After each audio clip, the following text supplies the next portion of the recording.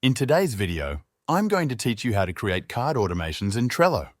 If you want to streamline your workflow and make managing your Trello boards more efficient, this is the perfect tool for you. Let's get started.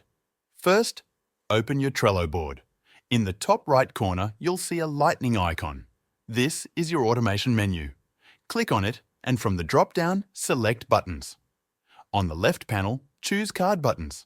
This option allows you to create buttons that will appear directly on individual cards. Next, click on Create button to start setting up your new automation. Give your button a clear name that matches the action you want it to perform.